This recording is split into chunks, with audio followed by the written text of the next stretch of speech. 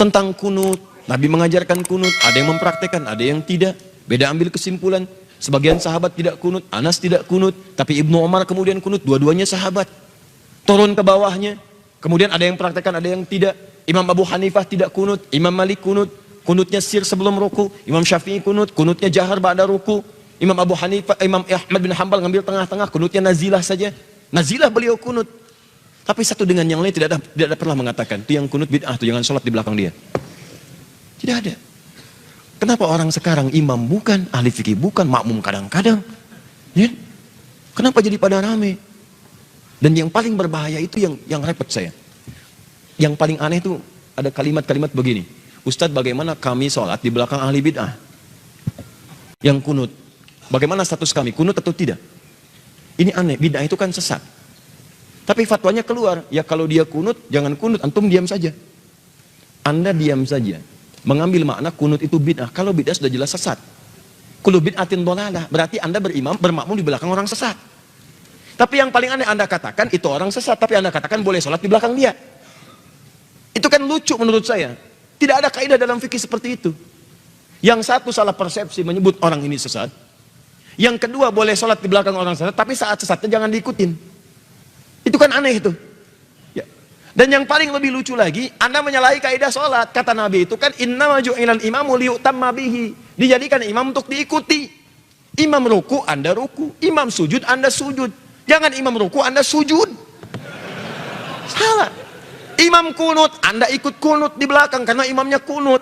Kunut imam beda dengan makmum. Dalam hal lafadznya, imam mengatakan Allahumma hdina fiman hadait, Anda katakan amin. Dia mengatakan doanya, Anda mengaminkannya. Beliau berkunut, Anda mengaminkan kunutnya. Masalah Anda mengangkat tangan atau tidak, itu perbedaan lain. Tapi Anda ikuti, jangan sampai imam kunut, Anda tidak. Allahumma hdina fiman hadait, bid'ah. Wafina fiman hadait, belalah. Rusak deh kehidupan. Ini apa? Dan saya nggak pernah mendengar yang seperti itu. Ini bukan kaidah namanya. Kalau imam tidak kunut, yang kunut ikut tidak kunut. Jangan terlampau soleh. Imam sudah salam, ini sujud sahwi. Ngapain? Jadi kalau Anda bermakmum di belakang imam yang tidak kunut, Anda nggak usah kunut. Jangan kunut sendirian. Ini imam sudah sujud begini aja gitu kan. Allahu Akbar, Allahumma hdina fiman hadait. Anda keliru. Sama aja dengan yang pertama tadi. Ya, sama aja. Nah, karena itu teman-teman sekalian, tempatkan sesuatu pada tempatnya yang baik. Kadang-kadang suka salah persepsi juga. Bahasa hadis, Anda harus pelajari dulu bahasanya. Kadang-kadang ada bahasa begini, kadzab. Dalam bahasa standar normal, kadzab itu dusta. Kadzib dusta, kadzab terus-terusan berdusta. Tapi Anda mesti tahu di bahasa dialek mana itu disebutkan. Bagi orang Hijaz, kalimat kadzib itu artinya khata, salah. Tiba-tiba Anda katakan dusta, tuh dusta tuh. Yang melibatkan di sini dusta. Kuntu bid'ah. Pengertian bid'ah menurut sahabat dalam persepsi ilmu hadis Anda perlu belajar lagi. Alhamdulillah. Teman-teman sekalian, ingat baik-baik. Lihat prinsip ini ya. Sahabat itu akan mengamalkan apa yang disaksikan oleh mereka langsung dari Nabi jika mereka menyaksikannya. Perkara sahabat lain menyaksikan berbeda, itu dihormati oleh mereka, tapi mereka tetap akan mengamalkan apa yang dilihatnya. Contoh, Wa'il melihat Nabi sholat, turun pakai lutut dulu. Abu Hurairah melihat Nabi sholat, turun menggunakan telapak tangan dulu. Mereka paham dua-duanya, bahwa keduanya benar dicontohkan oleh Nabi. Tapi Abu Hurairah tidak akan merubah menggunakan telapak tangan, karena itu yang dilihat dari Nabi langsung. Wa'il melihat dari Nabi langsung, tidak akan dirubah oleh mereka.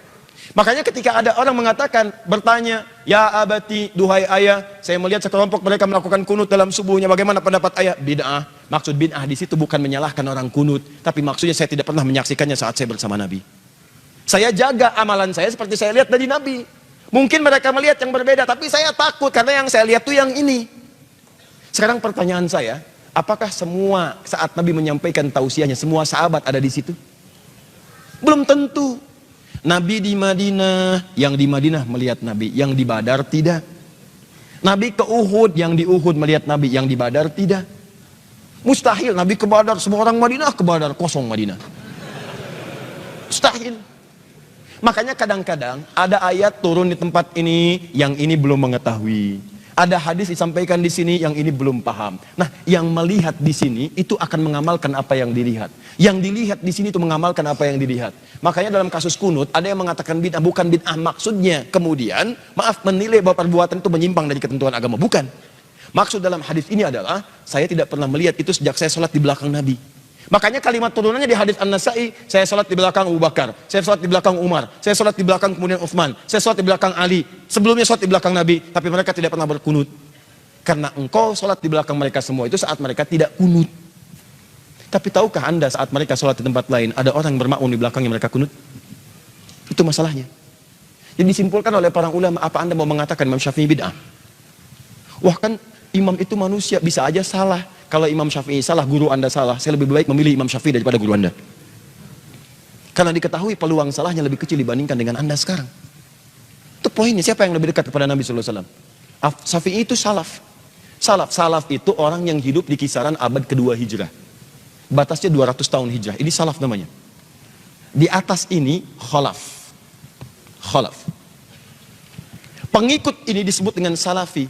Imam Asy-Syafi'i lahir 150 hijrah, berarti salaf. Imam Abu Hanifah wafat 150 hijrah, salaf.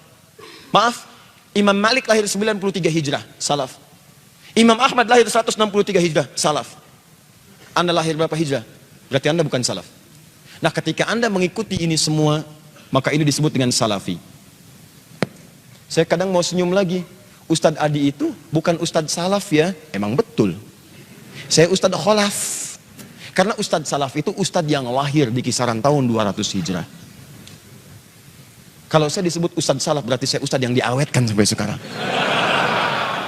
Yang salah.